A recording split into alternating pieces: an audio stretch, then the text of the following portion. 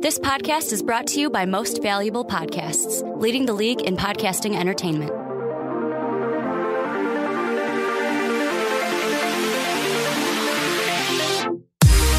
What's going on, real MVPs? Welcome into another episode of What's Your Fantasy. It is week 12 in the NFL, and we are very excited for it. Brandon Swanson across the table is Ricky Widmer. What's up, guys? And before we get started, got to go through the usual business here at the beginning. If you want to support this podcast or any other podcast on MVP, go to patreon.com, become a patron for just $1 a month. $10 a month, you can come on a podcast. You can come and talk fantasy football with Ricky and I, or you can go on any other podcast on MVP for an MVP t-shirt. And Ricky is styling them here tonight. Go to mostvaluablepodcast.com. Dave Oster is styling it there. And finally, head over to itunes.com if you can. And if you'd like to, give us that 5-star rating if you like us, and I hope that you do. So now we're going to get into it. Ricky, as we always do, I'm going to throw it over to you to talk about how we did and how we're doing here in week 11. You gotta give me a high five there because it's pretty weak, but we'll take it. We're playoff bound. Well, that's why we're playoff bound, and I mean, I'll take it any way I can. Dallas left in 3 guys on bye. He had Robert Woods, Dallas. Travis Kelce, and Harrison Butker on bye. They might have beat us. Maybe. We got Fairbaum right now as the Houston Texans are playing. I've got dual action going on because I've got DeAndre Hopkins and Fairbaum in my other league, and I'm down 20 to Sean, and I need 21 to win. But we, right now, 138.7 to 109. We win. We're in.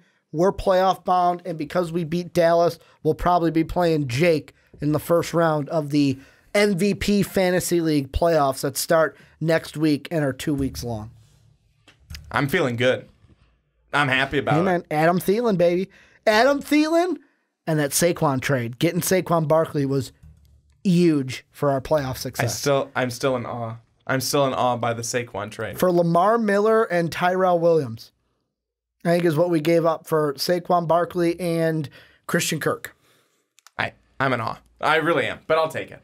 I'm happy with it. And then across the league, it looks like, let's see, do we have anyone that's kind of in limbo right now?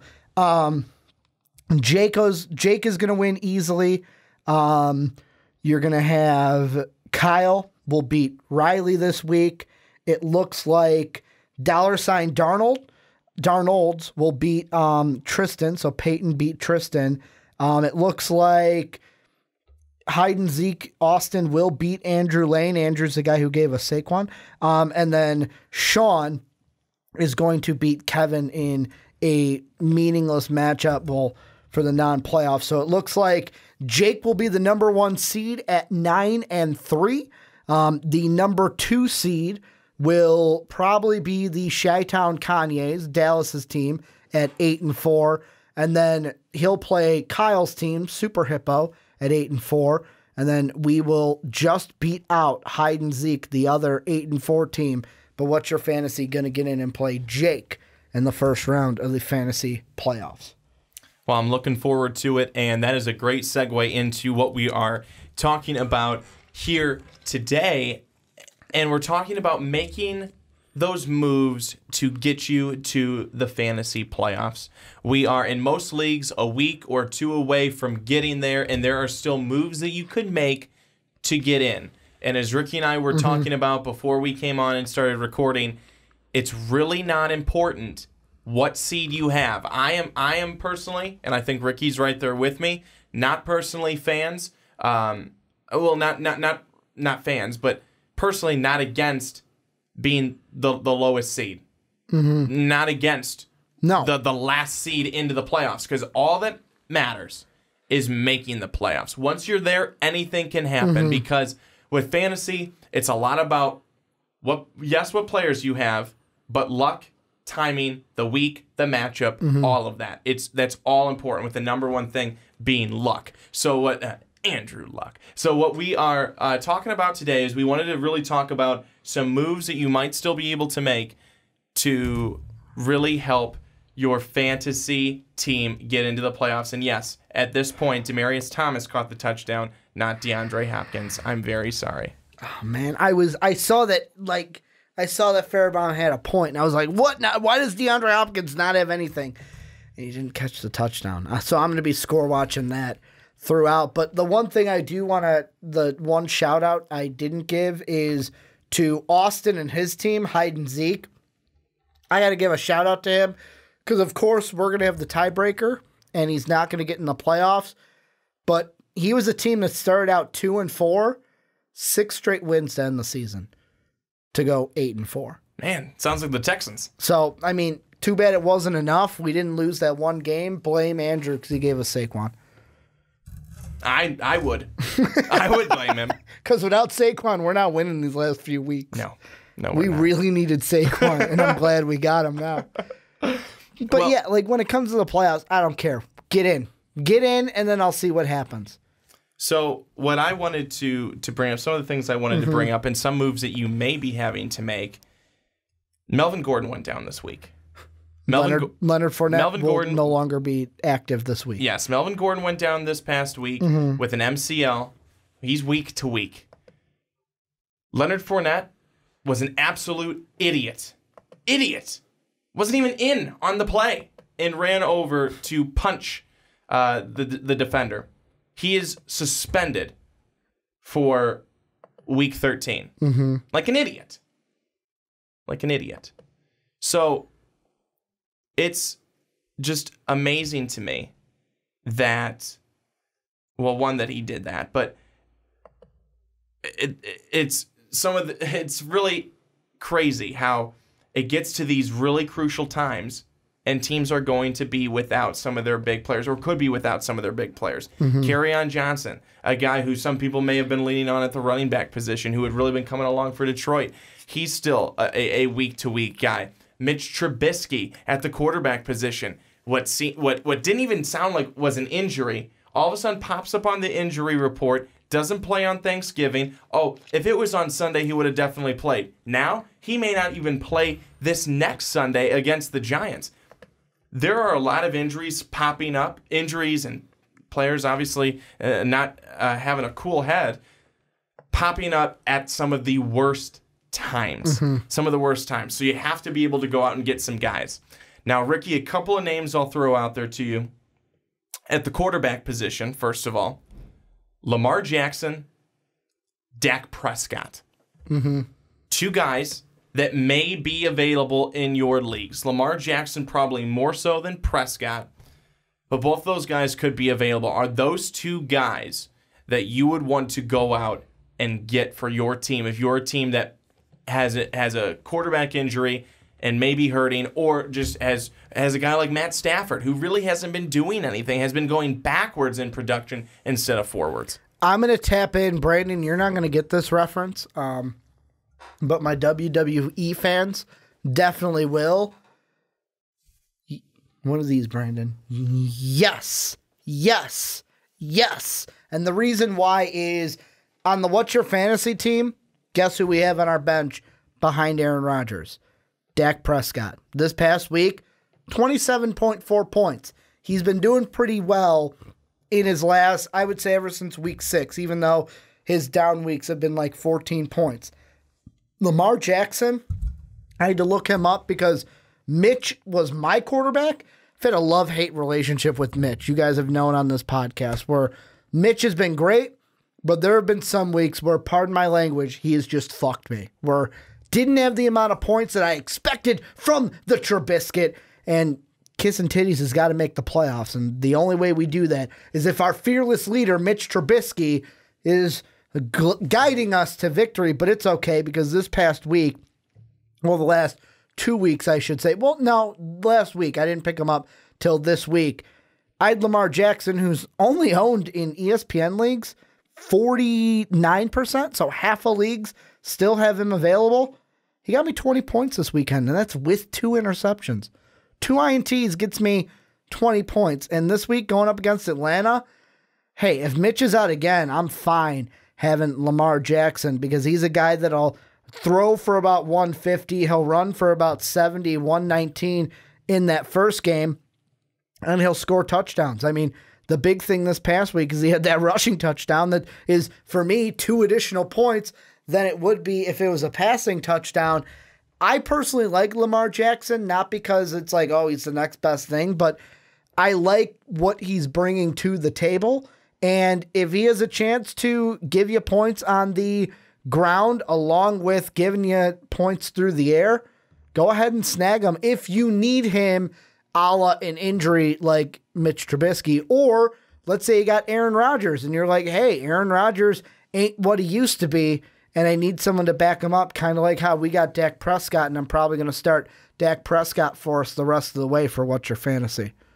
And with Dak Prescott, talking a little bit about him, he's got the Saints on Thursday night. Should be a really good game, especially after the way that Dallas has played. They're in first place in the NFC East. And then with the New Orleans Saints, first place in the South, and the really, people would argue the number 1 team in the NFC right now. But you look at it from the thing I like about Dak Prescott, and I don't mean to cut you off. Yeah, he's got New Orleans this week, but like our model for the MVP league is, so weeks 13, 14 is round 1, 15, 16 is round 2. Dak Prescott, after the Saints, he's got Philly, and he had 21.7 against Philly in our PPR league. Then he's got Indy, which he can exploit, and then he's got Tampa Bay, which he can exploit. I was just going to run through the weeks 13 through 17. And I know that a lot of it's wrapped up by 16, but still. Mainly 16 is it. And week 13, the Saints, 24th against the pass. Week 14, Eagles, 27th against the pass. The Colts in week 15, they're 17th against the pass. And look what they allowed the Miami Dolphins to do. The Dolphins with a makeshift wide receiver core that had, what's his name? Leon Carew or something. Carew. I don't know what his first name is. I'm sorry, Mr. Carew, but you know that's not good. I mean, he got a huge play against the Colts, and he's a nobody. And then week 16 against the Bucs, 18th against the pass. These are some teams right now that Dak Prescott, definitely, if you can get him and he's available. Especially with Amari Cooper now looking like he's getting comfortable. And I think that that's really nice because that can open up plays elsewhere too. And I know while people will say, well, they'll double cover Cooper and now they won't be able to go to anybody. Amari Cooper is a really good player. He was getting hidden over in Oakland, and it wasn't fair because that Oakland team, and it's not just when John Gruden came in and was kind of tearing everything down to start at the ground floor. It was before that Amari Cooper was starting to get, I think, either displaced or just disappearing. He's not going to disappear in this Dallas offense because he is a focal point of it, and he will be. He will be going forward. I'm not talking just this year. I'm talking with the Dallas Cowboys. If that's the team that he is going to continue to stay with, Dak Prescott was not a bad quarterback when he had a number 1 wide receiver. When he had Dez Bryant over there, Dak Prescott was not a bad quarterback. People could argue, but he was not a bad quarterback. Cooper could open up other plays elsewhere on the field, could really open up the running game. This Dallas team as a whole, I think, is really moving in the right direction, but Dak Prescott is the guy who's going to lead them there, and he will certainly, I think, for the next couple of weeks. So Dak and Lamar Jackson, 2 guys definitely to target. Well, and one guy that I like, I know that we had the 2 running backs like Melvin Gordon and Leonard Fournette that won't be in this week. I'm going to give you an option that you could put, maybe if you've got a running back in your flex, maybe move that running back into your main running backs and go ahead and get this wide receiver. He's a guy that I picked up in the What's Your Fantasy League, and he really played dividends for us, and he's only owned in about 60% of leagues now. So about 40% leagues still have him available. DJ Moore. He's a guy, 2 weeks ago, 7 receptions, 157 yards, a touchdown, 28.7. Even this week, 91 yards on 8 catches. In a PPR standpoint, that got us 17.8. Like, he is doing business, and it looks like he's getting more and more reps. He's got Tampa Bay, Cleveland, New Orleans. New Orleans actually twice, but week 17, your playoffs might be wrapped up. DJ Moore could be someone that even if you're in a non-PPR, that's 9 points for you this week. He got you 9 points, which is not terrible compared to some of the wide receivers that you can pick up on the waiver wire. I was just going to say, from the running back standpoint, Austin Eckler is a great guy to have. He's on our team. He's on our team, and he scored, what, 20-some points this week? Yeah, like 23.3, I think. I mean, that's extremely impressive, and that's a game that Melvin... 26.3, That's in a game that Melvin Gordon started. I know that he had to leave, but that wasn't until later in the ballgame. And Austin Eckler, even with Gordon in there, still gets a lot of points because he gets a lot of catches. Now, here's the thing with Austin Eckler, though, and I know PPR to non-PPR, I think he's more valuable in PPR because for us, he got 26.3.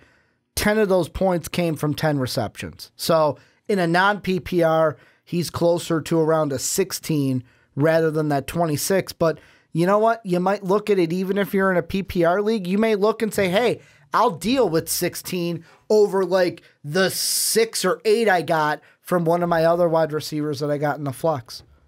True. I mean, it's just making moves like that that can actually lead to some pretty good success. Another wide receiver, how about David Moore, the guy from Seattle? Yep.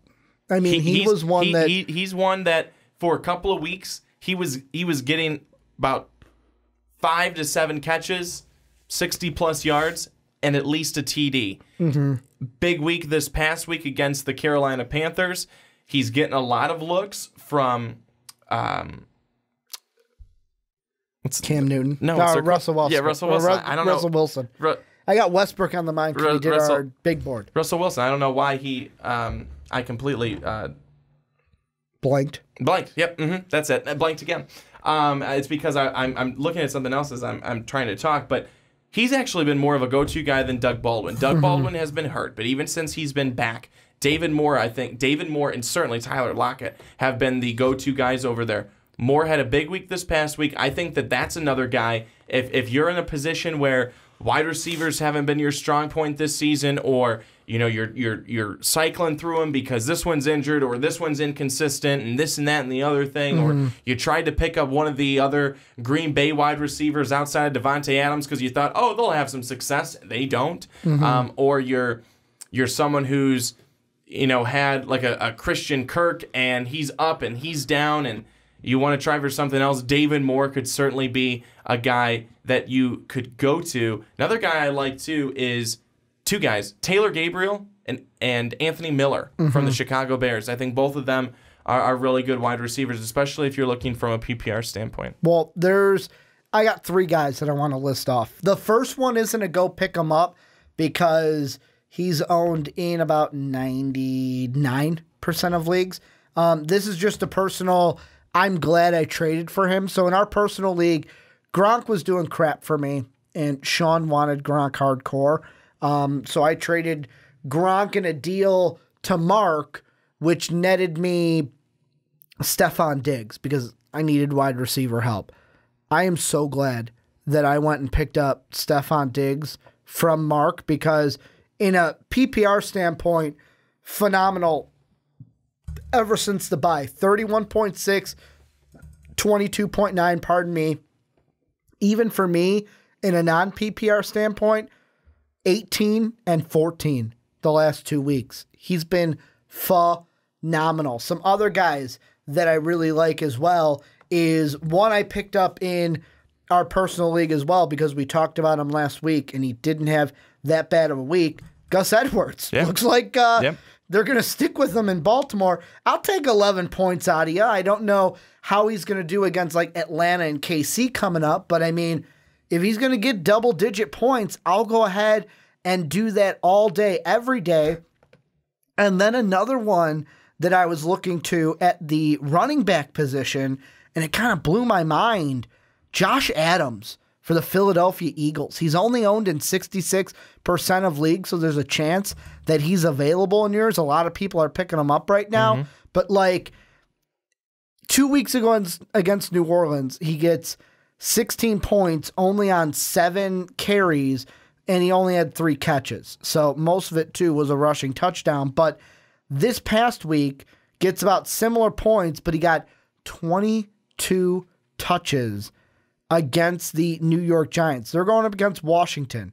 They're going up against Dallas, which that's a team that could be hit or miss. Now, if you get to the championship with him, might want to steer clear of them. You've got the Rams, you've got Houston, so that's where it might be a little bit shaky. But if you need him for like 1 week, week 13, to either get into the playoffs or to get him just to have some playoff points, Josh Adams right now could be a guy that could get you about 16 points, and that's in PPR standpoints for scoring. Josh Adams has been doing really well. He's been coming along, and he's been really good, but he's also in one of those tricky situations where there's 3 running backs that they use, and this week could be Wendell Smallwood, this week could be Corey Clement, or this week could be Josh Adams. Lately it's been Josh Adams, and is he going to be the guy going forward? That's the question.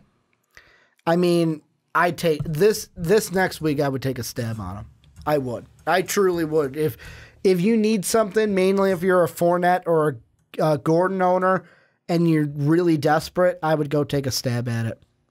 And are you okay, Ricky, you personally, are you okay with just picking a guy up, using him for a week in matchup, and then, okay, dropping him and doing that? Or are you, if I'm picking him up, I'm going to try and hold him for a little bit, see what can happen. But you're okay with just matchup based. At this point, I'm playing matchups, and for me, the thing that I'm really doing that with is defense, because early on, I can't even remember who my first defense was that I drafted, but they really weren't that good this year.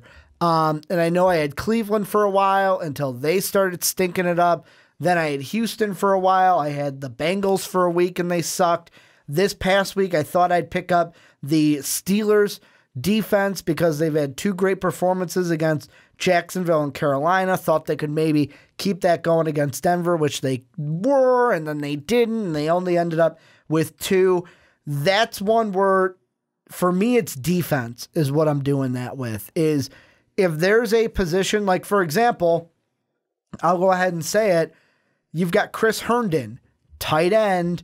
He got 12 points last week against the Patriots, playing Tennessee next week, playing Buffalo the week after. If you think that he can get some quality points against those 2 teams, and he only got 6.4 against Buffalo in the first meeting, so you might take that into consideration. But if the Jets are going to go to him and you're really earning for a tight end, like me, I was yearning for a tight end because the tight end that I had, who was my tight end? I had O.J. Howard, IR, so I had to drop him. And then I had Jack Doyle. And this past week, based off of the week that Colt McCoy had, week 11 against Houston, I went ahead and said, I got to pick up Jordan Reed because it looks like Colt McCoy is going to rely on that tight end. However, Colt McCoy screwed me because, we're not going to Jordan Reed only gets 7 points. The touchdowns are going to go to the other tight end.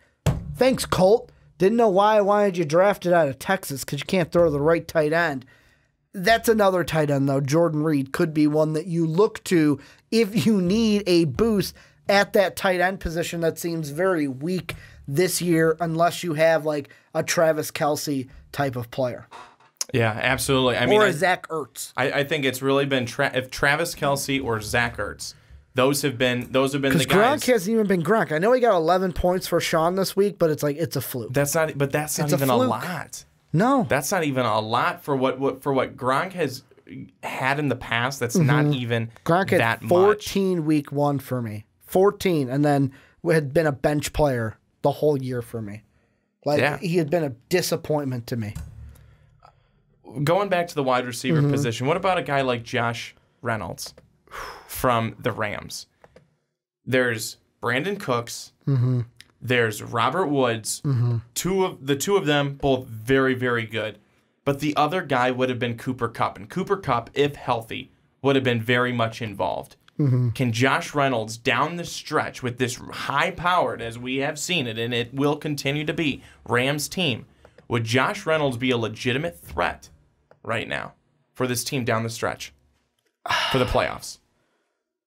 I'm going to say yes, and the only reason why is even Cooper Kupp in most of his games was getting at least 5 receptions. So it's like, he's going to get you at least 5. Let's see what he can do with it. And with 6 against KC, he was able to get 80 yards. Detroit's an interesting one because all 3 could have a big game, as Detroit's pass defense really isn't that good. Chicago is another interesting one because it's really hit or miss. Really, it's the front 7 that's the best part of that Bears defense. And then you got Philly and Arizona. I like the matchups for the Rams moving forward. The only thing with them is they've got so many weapons. They've got Todd Gurley. They've got Cooks, Woods. Reynolds would probably be the 4th in that. But I think if you're really in dire need for someone, take a shot on Reynolds and see what he can do. It's better than any other. It's better than most of the other options that you would have out there. Now, Ricky, let me ask you this, and I want to see if your answer has changed. Mm-hmm.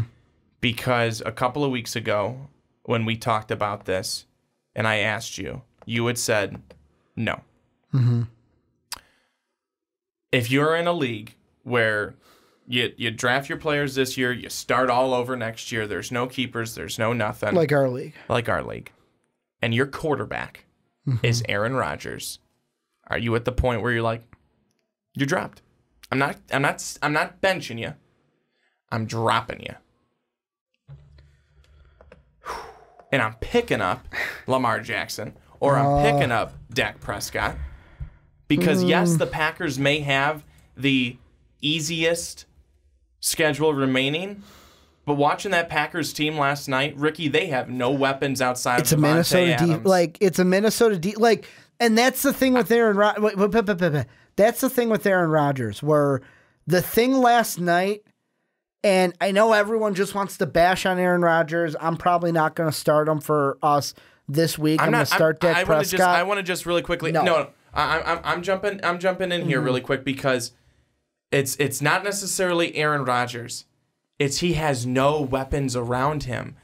He's got Devontae Adams, and that is about it. Let's be honest. Devontae Adams should have had a touchdown that he should have caught in the end zone. I think the pass could have been better. The pass could have been a little bit better, but it hit him in the hands. The rule is if it hits you in the hands, hit him in the left you got to hand. catch it. It hit him in one hand. You got to catch it. If it hits a hand, you got to catch it. That's the rule. That's the old school rule. If it hits your hands, you catch it. He's not DeAndre Hopkins. He's not DeAndre Hopkins. Hopkins would have made that catch. By the way, what about the fucking drop from Stephon Diggs where it's like, hey, I've got it, 2 defenders, the ground, and it's out. And I'm like, he needed that touchdown. But really, I think that DeAndre Hopkins, give me some news. Aaron Rodgers really doesn't have the weapons. Jimmy Graham has been a disappointment, and Marquez Valdes-Scantling has fallen off. Equanimous St. Brown hasn't done what they've expected. Yes, they've had injuries. Randall Cobb has been injured for most of the year. There is no Jordy Nelson.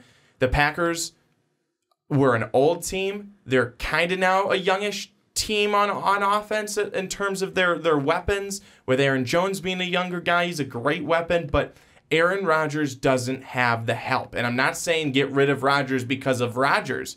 I'm saying get rid of Rodgers because he has nowhere to go. I'm going to say no. Bench, do not get rid of. I'd get rid of him. Bench, do not get rid of. I would 100% get rid of him because I don't see his prospects getting much better. I'm going to say no only because here's the thing with Aaron Rodgers. And yes, if they lose one more game, then sure, drop them. But I mean, they play Arizona next week. Like, that is something to where, and this is yet again, last night with the matchup, he played the Minnesota defense. Let's just take that into perspective for a little second. No, I get the perspective. The Minnesota defense is not to be slouched against. He went against Seattle in Seattle, which usually that's a death sentence, but with how crappy that defense is now, he had 21.6 points. So, I mean, looking forward... Wouldn't you want to drop him for someone that might be more consistent? Depends on who the other quarterback is. If the other quarterback, if the other quarterback that you have is a for sure thing, then sure. But let me put it this way. If your quarterback that you have behind him for our situation is Dak Prescott, then yes, I would seriously think about dropping him. But if you have Lamar Jackson behind him, I like Lamar, but I don't think Lamar is that solid in set. Since week 8, 15, 18, 17, 21, 11. 15, 18, 17, 21, 11. Not that great. Really not that great. And I'm not saying it because of Aaron Rodgers. He's a great quarterback. I'm saying it because he has no one to throw to outside of one player. And that's what's hurting him. I look at it and I go, it might not.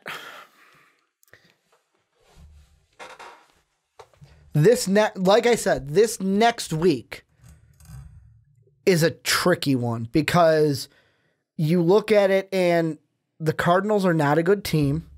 Their defense is bad.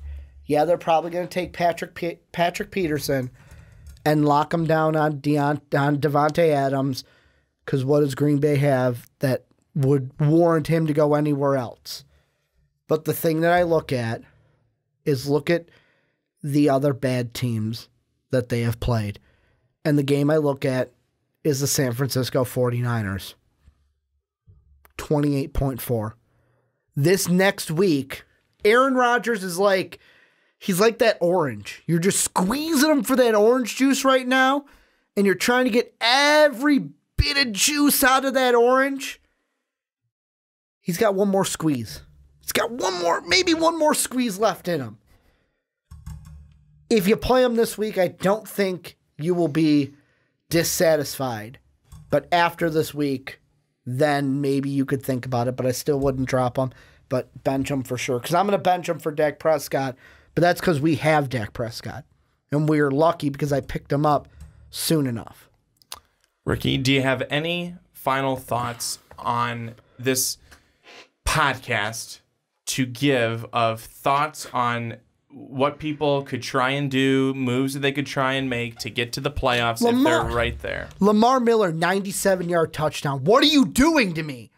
What are you doing? You're not on What's Your Fantasy anymore. You don't need to. You just took a touchdown away from DeAndre Hopkins. Touchdown. DeAndre Hopkins, you have to do some work, bud. Holy moly. You have to talk to Deshaun Watson. You have to do some work. I need some points from DeAndre Hopkins because I am down 111 to 95 now. And I need to win this game. I need to win. 97-yard TD. He's got 148 yards and a touchdown now on 6 carries.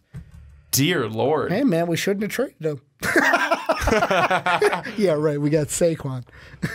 So no final comments? No, just DeAndre Hopkins, get me some more points, please. Please. I'm down 111 to 95. Let's see. If I do my math, how many points is that?